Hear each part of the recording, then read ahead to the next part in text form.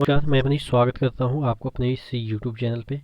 दोस्तों, अपन आज कुछ चुनिंदा जनरल साइंस के प्रश्न देखेंगे जो कि थोड़ा सा आपके लिए अच्छा खासा लेवल का होगा। ठीक है, तो पहला क्वेश्चन की ओर बढ़ते हैं। पपीते का पीला रंग किसके कारण होता है? देखिएगा, पपीते का जो पीला रंग है, आपके ऑप्शन है पप, पपीन, लाइकोपीन, कैरीकैक्सजेनिथिन, नन ऑफ दीज।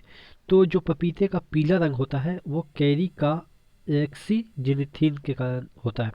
अब देखिए, बोटेनिकल नेम ऑफ पपाया की हम बात करें तो कैरिका इसका बोटेनिकल नेम है, कैरिका पपाया। तो उसी से हम समझ सकते हैं कि कैरिका पपाया, ध्यान रखने से ही हमें पता चल जाएगा कि इसका बोटेनिकल नेम से ही इसका जो रंग है वो पीला होता है। ठीक है, तो ये वाला। और भी इसका एक फैक्ट की बात करें, it is rich in carotene. देखिएगा, कैरोटीन में मतलब कि इसमें ज़्यादा पाया जाता है। प्रिकोसर ऑफ विटामिन ए, यानी कि जिससे कि विटामिन ए का फॉर्मेशन होता है, कैरोटीन से ही विटामिन ए का फॉर्मेशन होता है। अगर कैरीकैक्सजिथिन अगर आपके ऑप्शन में नहीं रहेगा तो आप कैरोटीन टिक करिएगा। ठीक है, ध्यान रखिएगा।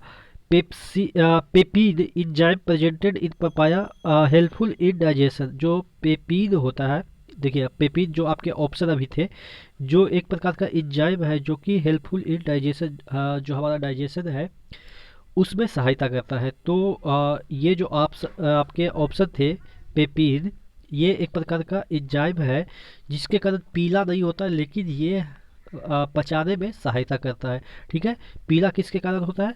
कैरोटीन के कारण। उसी का आप कह सकते हैं फॉर्म है कैरी का जैक्सथीन। ठीक है, अगला क्वेश्चन की ओर बढ़ते हैं। मोलस्का के अध्ययन को क्या कहा जाता है? जो साइंस है जिसमें कि मोलस्का का अध्ययन किया जाता है उसके साइंस को क्या कहा जाता है? मालाकोलॉजी। ध्यान दीजिएगा, मोलस्कोलॉजी नहीं पढ़ना है यहाँ पे। ये आपके ऑप्शन भी रहेंगे तो ये गलत होगा। मालाकोलॉजी।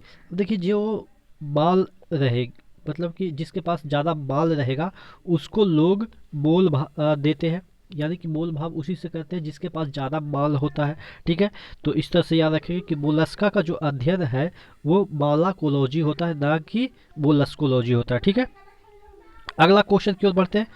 सोमैटो सेंसरी जो ग्राहक है किसके द्वारा पता लगता है? यानी कि सोमैटो सेंसरी जो रिसेप्टर होते हैं वो किसके द्वारा पता लगा लेते हैं कि कुछ हुआ है या कुछ सेंस हुआ है?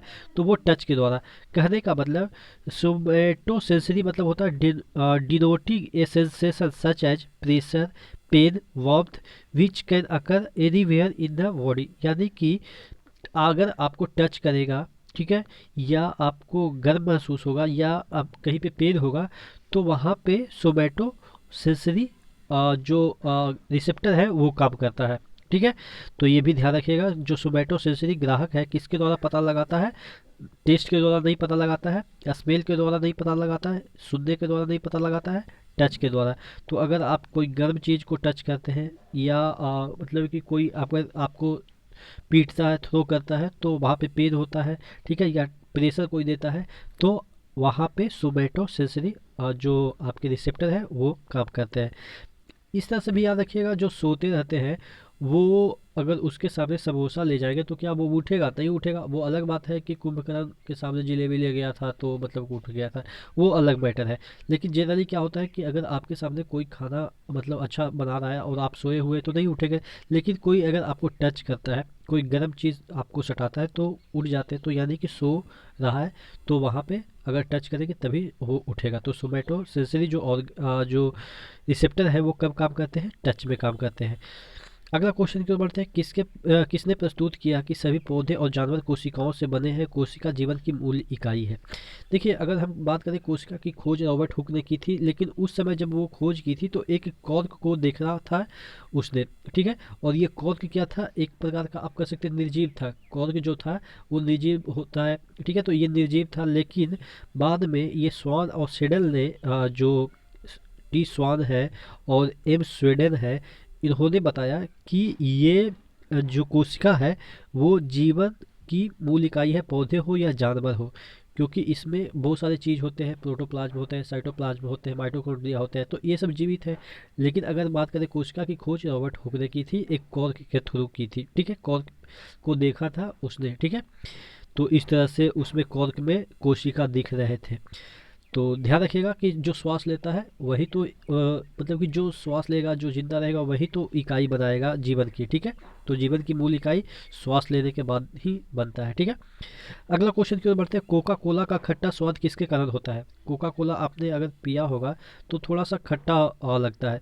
तो अगर आप टिक करेंगे तो एसिटिक एसिड या फॉर्मिक एसिड वगैरह, जो कि अक्सर ये सब चीज़ों फल वगैरह में पाया जाता है, लेकिन अगर कोका कोला में तो फास्फोरिक जो एसिड है, फास्फोरिक, अगर आप देखे होंगे कि कोई भी दोस्त वगैरह आप टहलते हैं तो मतलब कि उसको फंसाने के लिए, फंसाने इन द सेंस कि उससे खर्चा कराने के लिए कि कोका कोला पिला, ठीक है, यानी कि फंसा के, अपनी बातों में फंसा के, फास्फोरिक को इस तरह से याद रखेंगे कि अपनी बातों से फंसा के कोका कोला पी लेते थे अपने दोस्तों से, ठीक है।